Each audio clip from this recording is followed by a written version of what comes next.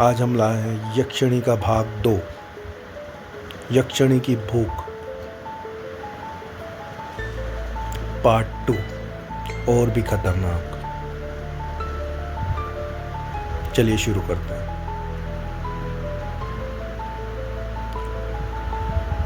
अब वो राघव नहीं रहा।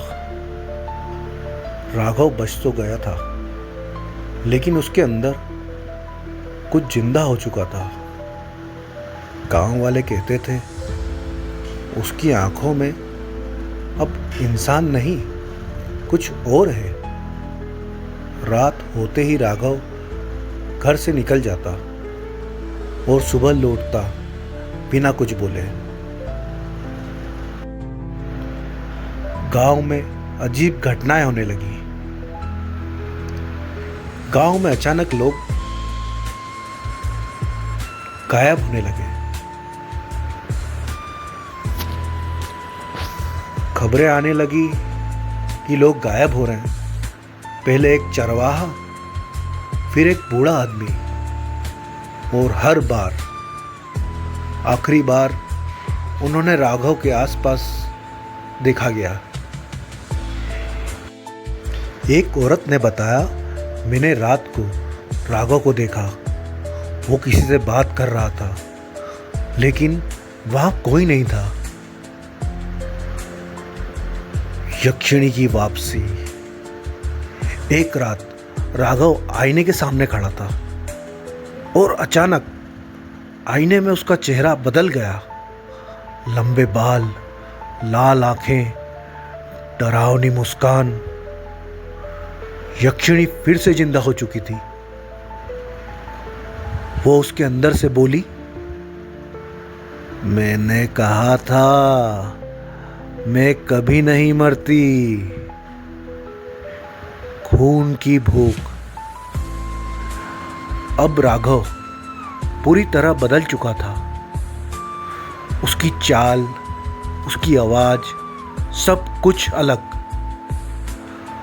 रात में वो जंगल जाता और सुबह उसके कपड़े खून से लथपथ होते,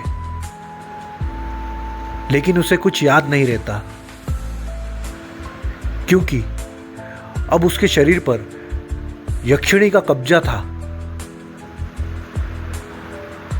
अब बारी थी आखिरी टकराव की। गांव वाले डर गए। उन्होंने एक तांत्रिक को बुलाया। तांत्रिक ने राघव को देखा और बोला, ये लड़का नहीं है, ये यक्षिणी का घर बन चुका है। उसने एक शक्तिशाली पूजा शुरू की। मंत्र, आग और तंत्र का चक्र। अचानक राघव चीखने लगा, मुझे मत रोको, मुझे भूख लगी है।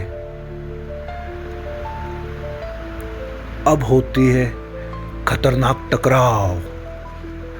जैसे ही तांत्रिक उसे आजाद करने वाला था, राघव ने अपनी आंख खोली और मुस्कुराया। लेकिन वो मुस्कान इंसान की नहीं थी। अचानक तांत्रिक हवा में उछल गया और जमीन पर गिर पड़ा। मर चुका था। अंत। अब कोई नहीं बचा। गांव में अब कोई तांत्रिक नहीं बचा और राघव अब पूरी तरह यक्षिणी बन चुका था। रात होते ही वो हर घर के दरवाजे पर दस्तक देता और धीरे से फुसफुसाता, मुझे बहुत भूख लगी है।